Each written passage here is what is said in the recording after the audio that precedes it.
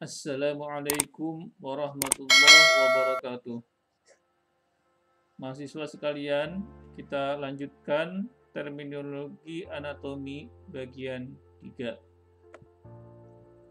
Pada kesempatan ini kita akan membahas subpokok bahasan regiones atau daerah tubuh manusia, rongga atau kavitas dalam tubuh manusia, dan motus atau gerakan tubuh. Setelah menyelesaikan bagian 3 ini, mahasiswa akan dapat menjelaskan regionis tubuh manusia, menjelaskan rongga-rongga dalam tubuh manusia, dan menjelaskan motus atau gerakan.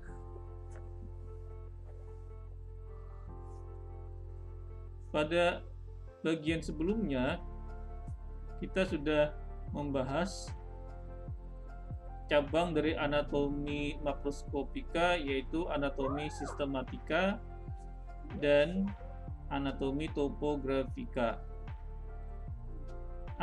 Anatomi topografika membahas kedudukan organ di dalam tubuh. Dalam pembahasan kedudukan organ ini sangat erat kaitannya dengan regio-regio yang ada pada tubuh, sehingga seringkali anatomi topografika sering diidentikan atau sama dengan anatomi regional. Regio tubuh manusia kita bagi menjadi 2 bagian, yaitu daerah yang terdapat pada sumbu tubuh yang disebut dengan regio axialis, dan regio yang menggantung pada regio axialis yang disebut dengan regio appendicularis.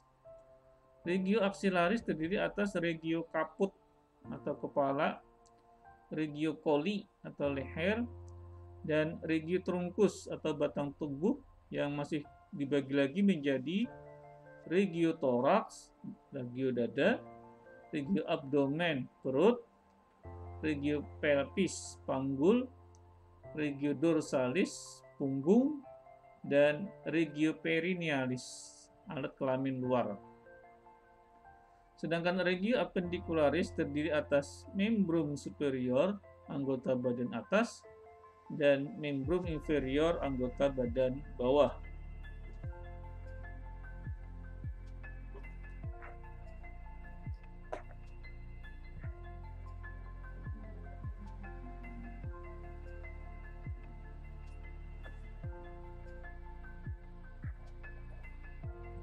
Jadi kalau kita urutkan di sini adalah regio kaput, regio coli, regio membrum superior, regio membrum inferior, dan regio truncus. Regio membrum superior atau anggota badan atas masih dibagi lagi menjadi beberapa regio.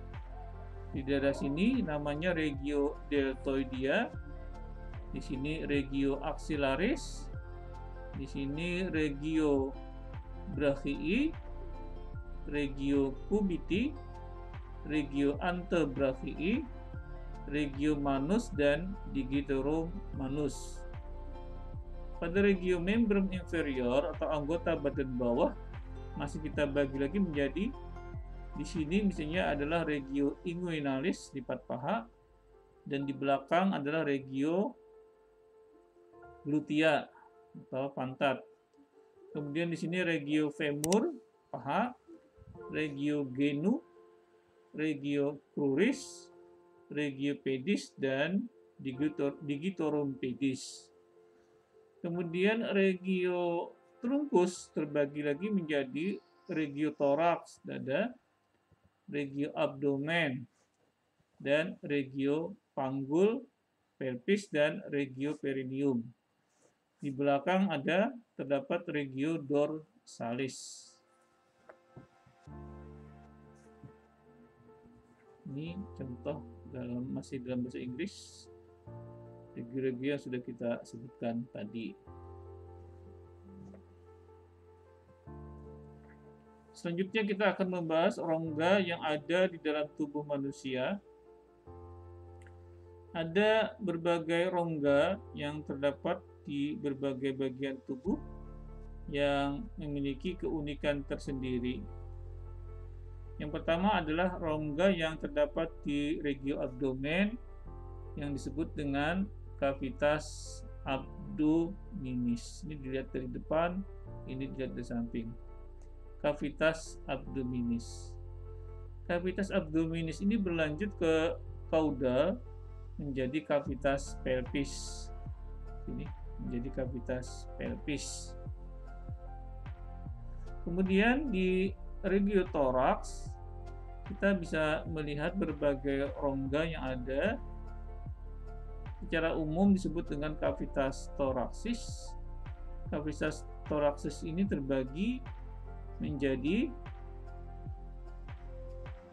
cavitas atau capum priore kanan dan kiri. Di antara kedua capum priore itu terdapat rongga yang disebut dengan mediastinum. Di dalam mediastinum ini terbagi lagi yang nanti menjadi mediastinum superior dan mediastinum inferior.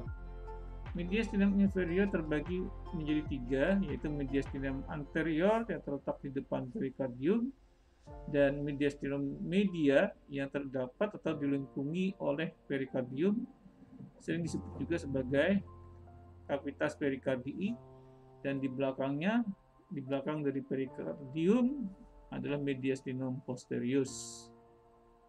Kemudian pada tengkorak, tepatnya di dalam neurocranium, terdapat suatu rongga yang disebut dengan cavitas cranii. Kemudian di sepanjang columna vertebralis terdapat saluran yang disebut dengan canalis vertebralis. Dan yang terakhir kita bahas adalah tentang motus atau gerakan.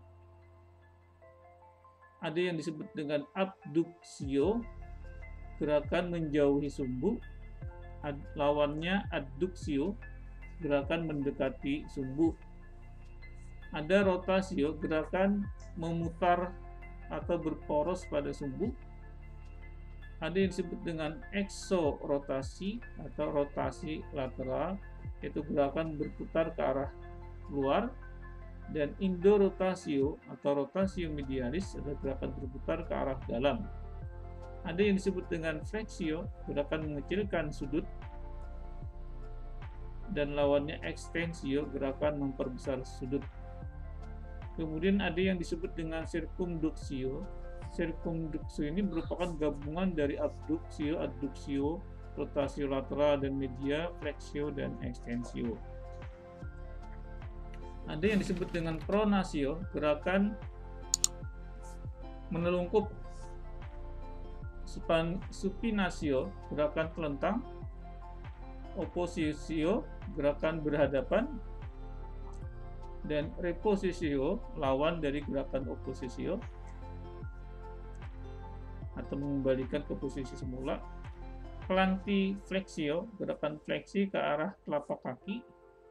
Dan dorsoflexio adalah gerakan fleksi ke arah dorsum pedis, punggung telapak kaki.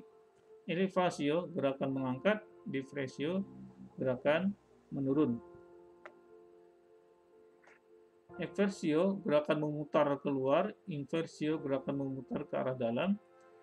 Protraksio, tarikan ke arah depan. Dan retraksio, tarikan ke arah belakang. Akan lebih jelasnya kalau kita lihat dari gambar ini. Pada regio manus dan digitor manus kita bisa melihat ini adalah gerakan dari oposisi dari ibu jari tangan, oposisi, di mana di sini terjadi berhadapan antara permukaan ibu jari tangan dengan telapak tangan. Lawannya adalah reposisi. Oppositio, reposisi. Kemudian kalau gerakan begini, gerakan mendekati sumbu, ini disebut dengan adduksi. Gerakan menjauhi sumbu ke sini disebut dengan abduksio. Ini adalah gerakan oposisio dari ibu jari tangan dan jari kelima. Gerakan ke arah sini, ke arah punggung tangan ini disebut dengan dorsofleksi. Dorsofleksi. Lawannya adalah palmar fleksi. Kemudian kalau pada tangan kita bisa melihat di sumbunya adalah pada jari ketiga. Sehingga gerakan mendekati ke arah jari ketiga ini disebut dengan adduksio. Lawannya gerakan menjauhi sumbu atau jari ketiga ke arah sana, itu adalah gerakan abduksio. Ini ada gerakan sirkumfleksio yang merupakan kombinasi dari fleksi ekstensi, abduksi adduksi, eksorotasi, dan indorotasi. Gerakan ke arah sana disebut dengan abduksio, ke arah sini adduksio. Demikian juga pada tungkai, ke arah sana disebut dengan abduksio, ke arah sini adduksio. Gerakan miring ke sini disebut dengan fleksi lateral.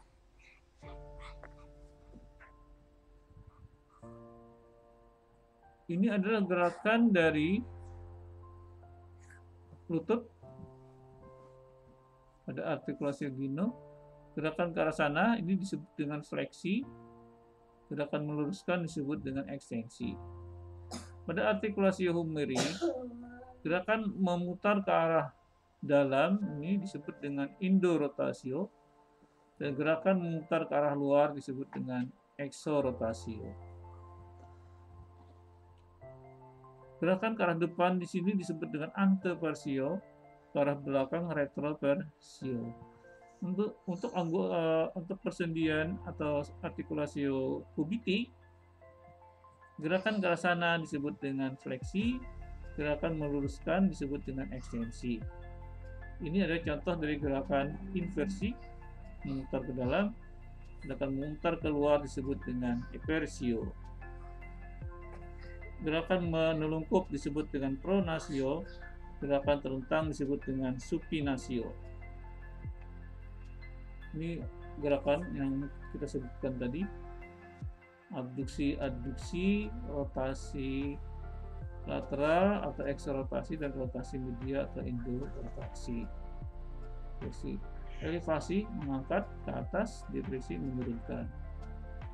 Untuk gerakan punggung, ke arah sini fleksi, ke arah belakang ekstensi.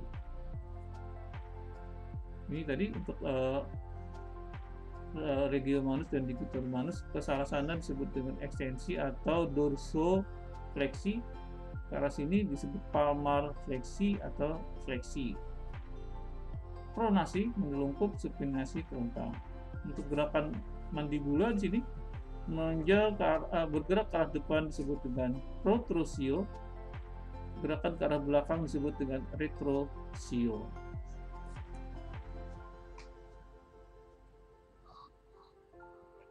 Inversi dan usus kaki ke arah sana disebut dengan dorsofleksio, ke arah telapak kaki disebut dengan plantar fleksi.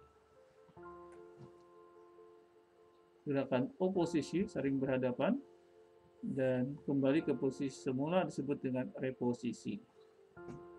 Abduksi menjauhi sumbu, adduksi mendekati sumbu, ekstensi memperluas sudut persendian, sedangkan fleksi mempersempit atau mengurangi sudut persendian. Protraksi tarikan ke depan, retraksi tarikan ke belakang. Demikian yang bisa saya sampaikan. Silahkan adik-adik untuk belajar lebih lanjut dengan sumber kepustakaan yang kita cantumkan di sini. Ini, dan ini. Juga ada beberapa kepustakaan yang lain yang bisa dijadikan sumber belajar. Demikian yang bisa saya sampaikan, mudah-mudahan ada manfaatnya bagi mahasiswa. Kalau ada kata-kata yang salah, mohon maaf. Assalamualaikum warahmatullahi wabarakatuh.